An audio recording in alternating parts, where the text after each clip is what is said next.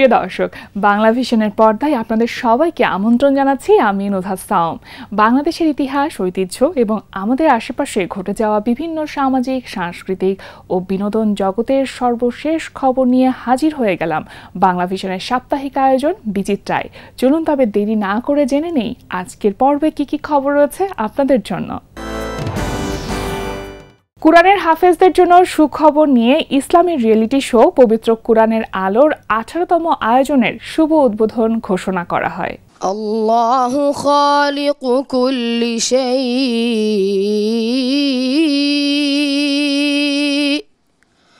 ওয়া হুয়া আলা কুল্লি শাইইন ওয়াকিল। পবিত্র মাহের রমাদানে বাংলা ভিশনে প্রচারিত ইসলামী রিয়েলিটি শো পবিত্র কোরআনের আলোর 18তম আসরের শুভ উদ্বোধন ঘোষণা অনুষ্ঠানের আয়োজন করা হয়। 29 সেপ্টেম্বর সোমবার দুপুরে বাংলা ভিশন কার্যালয়ে আয়োজিত অনুষ্ঠানে উপস্থিত ছিলেন বাংলা ভিশনের চেয়ারম্যান আব্দুল হক, প্রতিযোগিতার উপস্থাপক ও গবেষক প্রফেসর মুখতার আহমেদ, বাংলা ভিশনের অনুষ্ঠান প্রধান তারেক আখন্দ, প্রতিযোগিতার প্রধান বিচারক হাফিজ মাওলানা নাজির মাহমুদ, হাফিজ মাওলানা কারি আতাউল্লাহ আল মামুন, হাফিজ মাওলানা নিসার আহমেদ আন নাসিরি। স্পন্সর কোম্পানি থেকে গ্রেট ওয়াল সিরামিকের head of supply chain Mohammad Shahin Alam, আর সুন্নাহ ট্রাভেলসের সিইও শফিকুল ইসলাম, বাংলা ভিশনের বিক্রয় বিপণন বিভাগের প্রধান মোহাম্মদ মাহমুদুল আলম খান, প্রতিযোগিতা অনুষ্ঠানের পরিচালক সৈয়দ জিহাদুল ইসলাম সহ বিভিন্ন বছরের বিজয়ীদের পাশাপাশি তাদের ওস্তাদ ও অভিভাবকরা উপস্থিত ছিলেন। আজকে থেকে 17 বছর আগে আমাদের কারোই কোনো ধারণা ছিল না যে অনুষ্ঠানটা এই পর্যায়ে আজকে আসতে পারে, এবং আজকে থেকে 50 বছর পরে এই অনুষ্ঠানটার ব্যাপ্তি, এই অনুষ্ঠানটার ইম্প্যাক্ট সোসাইটিতে কীরকম যাবে আমরা অনুমান করতে পারি, কিন্তু একজ্যাক্ট ধারণাটা করতে পারি না। এই অনুষ্ঠানটার সমস্ত আজকের আয়োজনটা স্যার ব্যক্তিগতভাবে করছেন। আপনারা স্যারের জন্য দোয়া করবেন, স্যারের সুস্বাস্থ্যের জন্য দোয়া করবেন। আমাদের জনতার মেয়র ইঞ্জিনিয়ার ইশরাক হোসেন সাহেব, বাংলা ভিশনের সম্মানিত ব্যবস্থাপনা পরিচালক, ওনার সুস্বাস্থ্যের জন্য, ওনার সাফল্যের জন্য আপনাদের কাছে দোয়া চাই। আপনারা আমাদের জন্য দোয়া করবেন, আমাদের প্রতিষ্ঠানের জন্য দোয়া করবেন, আমরা যেন এইভাবে আপনাদের সবার সাথে থাকতে পারি। আমি স্যারের পক্ষ থেকে এই 18তম আসরের শুভ উদ্বোধন ঘোষণা করছি, সবাই দোয়া করবেন। যিনি মানুষের সৃষ্টিকর্তা, সব কিছুর মালিক যিনি, তার কথা যদি আমরা কোনোভাবে ধারণ করতে পারি, সত্যিকার অর্থে ইন্টারনালাইজ করতে পারি, হৃদয়ঙ্গম করতে পারি, উই ক্যান অলসো ইমপ্লিমেন্ট, তাইলে সেই আল্লাহ সুবহানাহু ওয়া তাআলা তার কালামের কারণে আমাদেরকে মর্যাদা এবং সম্মান প্রদান করবেন। রাসূল সাল্লাল্লাহু আলাইহি ওয়াসাল্লাম বলেছেন, আল্লাহু ইয়ারফাউ বিহাদাল কিতাবি আকওয়ামান ওয়া ইয়াদউ বিহি আখারিন। আল্লাহ তাআলা এই কিতাবের সাথে যারা সংযুক্ত থাকে, সম্পৃক্ত থাকে, আল্লাহ তাআলা তাদেরকে দুনিয়াও সম্মানিত করেন, আখিরাতেও তাদের জন্য সম্মান রয়েছেই। পবিত্র কোরআন তেলাওয়াতের মাধ্যমে অনুষ্ঠানের সূচনা হলে পরে উপস্থিত অতিথিরা পবিত্র কোরআনের আলো প্রতিযোগিতার নানান বিষয় নিয়ে বক্তব্য প্রদান করেন। এরপর দেশের বিভিন্ন মাদ্রাসা থেকে আগত ওস্তাদগণ পর্যায়ক্রমে তাদের অভিমত ব্যক্ত করেন। এটাই চেয়েছিলাম যে সবার মধ্যে একটা প্রতিযোগিতা, কোরআন ভালো করে পড়ার একটা প্রতিযোগিতা শুরু হয়ে যাক সবার মধ্যে। আলহামদুলিল্লাহ এই প্রতিযোগিতার মাধ্যমে সেটা শুরু হয়েছে, এবং এইটা শুরু করেছিল বাংলা ভিশনে, এটা শুরু হয়েছিল বাংলা ভিশন, এটা আপনারা সবাই জানেন। অন্যান্য টেলিভিশনের পরে শুরু করেছে, আলহামদুলিল্লাহ আরও হোক, আমরা এটা অ্যাপ্রিসিয়েট করি, আরও হোক। তো এই জায়গাটা আলহামদুলিল্লাহ অনেক। আরেকটা আমাদের উদ্দেশ্য ছিল, সেটা হলো প্রত্যেক মুসলমান অন্তত কোরআন যেন বিশুদ্ধ করে তেলাওয়াত করতে পারে, প্রত্যেক মুসলমান। পুরো রমাদান মাসব্যাপী চলে এই প্রতিযোগিতা। প্রতি বছর সারা দেশ থেকে বিপুল সংখ্যক কোরআনের হাফেজ ইসলামী রিয়েলিটি শো পবিত্র কোরআনের আলো এই প্রতিযোগিতায় অংশ নেয়। বিভিন্ন ধাপে ধাপে বাছাই শেষ করে শ্রেষ্ঠ প্রতিযোগীদেরকে নিয়ে রমজান মাসব্যাপী বাংলা ভিশনে চলে এই আয়োজন। অনুষ্ঠানটির প্রযোজক সংস্থা মাহিরস প্রোডাকশন ও media partner Bangla Vision. Bangladesh ও চীনের বন্ধুত্ব এগিয়ে নেওয়ার লক্ষ্যে ঢাকায় অনুষ্ঠিত হলো চীন বাংলাদেশ সঙ্গীত প্রতিযোগিতার দ্বিতীয় আসর।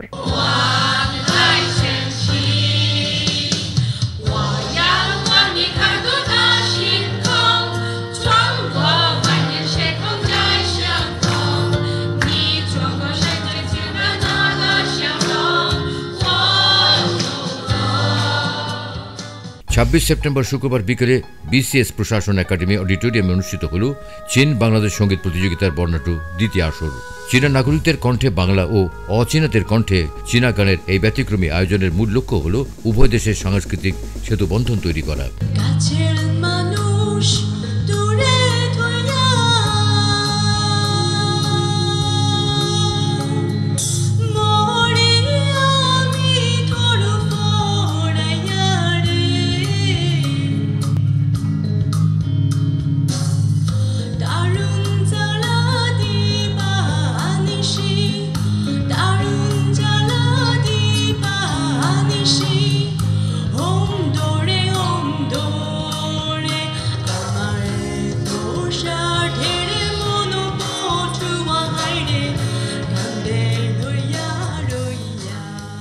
অনুষ্ঠানে স্বাগত বক্তব্য রাখেন Santa Mariam university of creative টেকনোলজির উপাচার্য অধ্যাপক ডক্টর মোহাম্মদ শাহী আলম এবং শুভেচ্ছা বক্তব্য প্রদান করেন বিসিএস প্রশাসন একাডেমির উপপ্রধান ডক্টর মোল্লা মাহমুদ হাসান।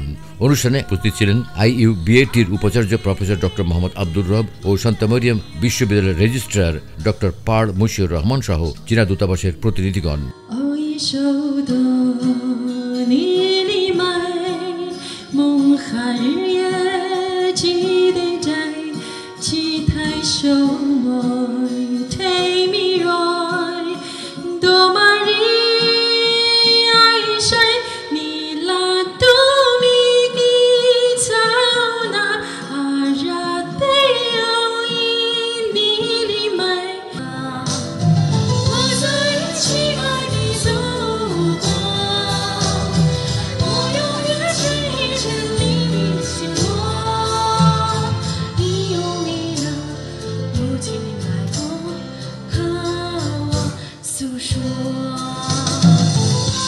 চীন ও বাংলাদেশের চীনা গানপ্রেমীদের প্রতিভার বিকাশ এবং পারস্পরিক যোগাযোগ বৃদ্ধির লক্ষ্যে আয়োজিত অনুষ্ঠানে 2টি ধাপে প্রতিযোগিতা অনুষ্ঠিত হয়।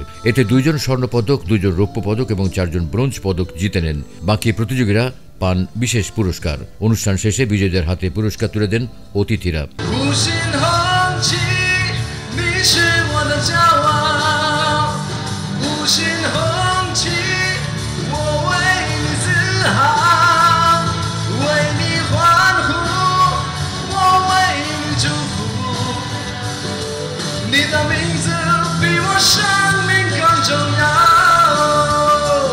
দেশ ও সমাজের নানান ক্ষেত্রে অবদান রাখায় 10 তরুণের হাতে প্রথম আলো তুলে দিল স্টারশিপ ইন্সপায়ারিং 10 সম্মাননা।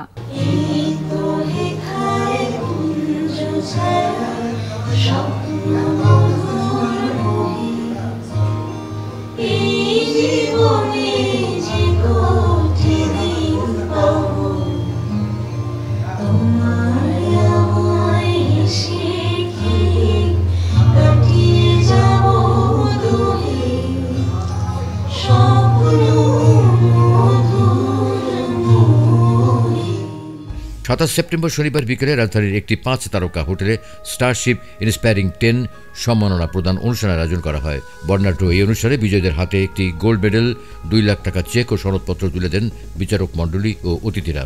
বিভিন্ন ক্ষেত্রে অবদান রেখে অনুপ্রেরণার উৎস হয়ে ওঠা তরুণ প্রজন্মের তেমনি 10 জনকে তাদের কাজের স্বীকৃতি হিসেবে সম্মাননা দিল প্রথম আলো। আই ফিল যে এই অ্যাওয়ার্ডটা আমার জন্য খুবই ইন্সপিরেশনাল একটা অ্যাওয়ার্ড, বিকজ সব জায়গায় আসলে টিচার্সদেরকে বেশি করে আমার মনে হয় রেকগনিশন দেওয়া দরকার, বিকজ আমরা টিচার্সদেরকে যত প্রপার রেকগনিশন দিতে পারবো for all the hard work that they do, তত আমার মনে হয় যে তারা নেক্সট জেনারেশনকে আরও সুন্দরভাবে শেখাতে পারবে। সো আমার জন্য এটা খুবই ইন্সপিরেশনাল অ্যান্ড আই ফিল যে এটা আমাকে আরও অনেক মোটিভেট করবে, আরও অনেক ইন্সপায়ার করবে ভবিষ্যতে আরও কাজ করার জন্য। আজকে এই যে স্টারশিপ ইন্সপায়ারিং 10-এ যে 10 জনের মধ্যে যে আমি সিলেক্টেড হয়েছি এবং পুরস্কারটা পেয়েছি, এটা আমার আগামীতে এগিয়ে যাওয়ার একটা অনুপ্রেরণা যোগাবে।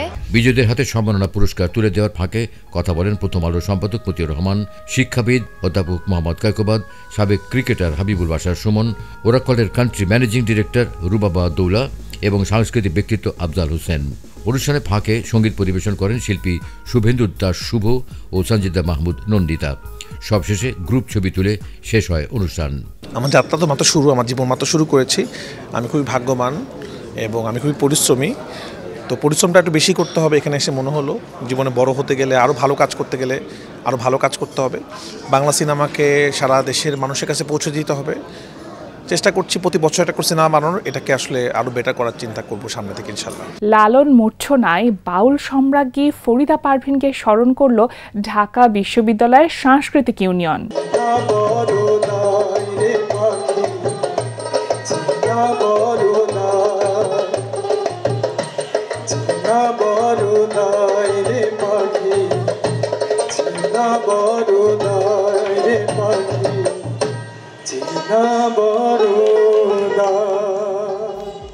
সদ্য প্রয়াত বাউল সম্রাজ্ঞী ফরিদা পারভিনের স্মৃতির প্রতি শ্রদ্ধা জানাতে 25 সেপ্টেম্বর বৃহস্পতিবার ঢাকা বিশ্ববিদ্যালয়ের ছাত্র শিক্ষক কেন্দ্র প্রাঙ্গণে লালন গানের আসর বসে। শ্রদ্ধায় স্মরণে ফরিদা পারভিন শীর্ষক এই আলোচনা ও গানের অনুষ্ঠানের আয়োজনে ফরিদা পারভিন লালন সঙ্গীত ও সমসাময়িক পরিস্থিতি নিয়ে আলোচনা করেন খ্যাতিমান বংশীবাদক গাজী আব্দুল হাকিম এবং সঙ্গীত শিল্পী ও বাউল গবেষক অরূপ রাহি। ফরিদা পারভিন যখন গান শেখা শুরু করেন মাগুরায়, তখন তিনি ক্লাসিক্যাল মিউজিকের মাধ্যমে গানের চর্চা শুরু করেন। পরবর্তীতে তিনি নজরুল সঙ্গীত করেন। কিন্তু যখন তিনি দেখেন যে লালন গীতি বা লোকসঙ্গীতের মধ্যে যেই মায়া বা মাটির যে গন্ধ বা শিকড়ের যেই আবেগ সেটা আসলে খুঁজে পান, তখন তিনি লালন সঙ্গীত বা লোকসঙ্গীতের দিকেই চলে আসেন। ঢাকা বিশ্ববিদ্যালয় সাংস্কৃতিক ইউনিয়ন কর্তৃক আয়োজিত অনুষ্ঠানে লালন সঙ্গীত পরিবেশন করেন কণ্ঠশিল্পী আরিফ বাউল, পাগলা বাবলু, এলিজা পুতুল, ডলি মণ্ডল সহ অনেকে। আয়োজনকে উপলক্ষ করে ছাত্র শিক্ষক কেন্দ্র প্রাঙ্গণে বিপুল দর্শকের উপস্থিতি লক্ষ্য করা যায়। এসে কাল সমন বাঁধবে কোন দিনে, এসে কাল সমন বাঁধবে কোন দিনে, কেন ভুলিনে মন রে গুরুর চরণে, কেন ভুলিনে আমি যেন পরম করুণাময়ের তরফ থেকে কোনো একটা কিছুর ইঙ্গিত পাই। যখন আরাফাতের ময়দানে দাঁড়াই, তখন পরম করুণাময়ের পরশ পাবার আশায় চক্ষুদয় বিগলিত হয়।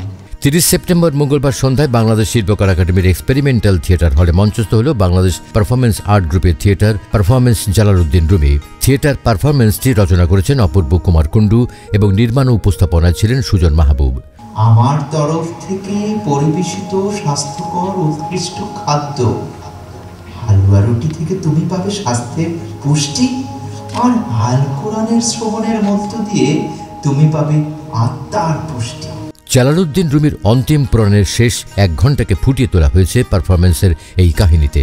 সূর্য ডোবার পর মাগরিবের নামাজের আজানের মধ্যে দিয়ে নাটক শুরু হয় এবং আলোকিত চাঁদের জ্যোৎস্না ফোটার মধ্যে দিয়ে হয় নাটকের সমাপ্তি। রুমির একটি কথাই ছিল, তার মূল নীতি ছিল সার্বজনীন প্রেম, এবং এই প্রেম দ্বারা যদি আমরা এই সমাজকে, রুমিকে ধারণ করতে পারি, নিঃসন্দেহে আমরা মনে করি শুধুমাত্র আজকে অপূর্ব কুমার কুণ্ডু যেই কাজটি করছেন পরিচালনার মাধ্যমে, আমরা মনে করি সারা বাংলাদেশেই বিভিন্ন, বিশেষ করে যারা শিল্প সাহিত্য নিয়ে চর্চা করে, সংস্কৃতি নিয়ে চর্চা করে, তাদের উচিত জালালউদ্দিন রুমির আরও বেশ বিভিন্নভাবে তাকে উপস্থাপন করা। কেনিয়া রাজ্যের এবং রোম প্রদেশের শাসনকর্তা মঈনুদ্দিন শাহ পরওয়ানের একান্ত অনুরোধে জালালউদ্দিন রুমির মৃত্যু পরবর্তী সমাধিস্থান নির্মাণ ভাবনা এবং শোকগাথা তথা এপিটাফ রচনার প্রেক্ষাপটকে ঘিরেই নির্মিত হয়েছে থিয়েটার পারফরমেন্স জালালউদ্দিন রুমি নাটকটি। প্রথম প্রদর্শনীতেই দর্শকদের মধ্যে বেশ সাড়া ফেলেছে এই নাটকটি। আমি যদি নিজ হাতে তুলে দিতে নাও পারি, তবুও উটের চামড়ার দলিল নামার আদলে আমি সব লিখে রাখবো, তা আপনি তুলে নেবেন পরম যত্নে। আমার সকল রচনা নামায় লিখেছি, সে কথা এই স্মৃতি বিস্মৃতির শারীরিক দখলে তাই স্পষ্ট করে বলতে পারছি না। সত্য, তবু কথাটা তো আমি লিখেছি। স্কুল পড়ুয়া এক শিক্ষার্থীর জীবনে ঘটে যাওয়া বিভিন্ন অসঙ্গতি নিয়ে নির্মিত নাটক পোস্টমর্টেম প্রদর্শনীর আয়োজন করা হয়।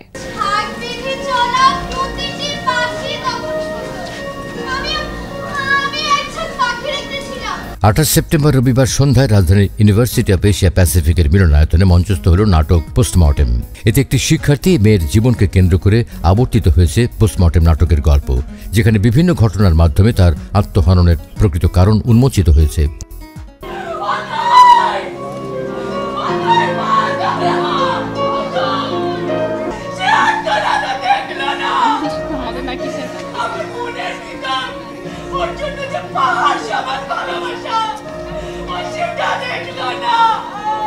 নাটকটির রচয়িতা জাহাঙ্গীরনগর বিশ্ববিদ্যালয়ের নাটক ও নাট্যতত্ত্ব বিভাগের সহকারী অধ্যাপক ফাহিম মালিক ইভান মঞ্চে নির্দেশনা দিয়েছেন তিনি। নাটকটি university of Asia Pacific drama ক্লাবের ৫ম প্রযোজনা।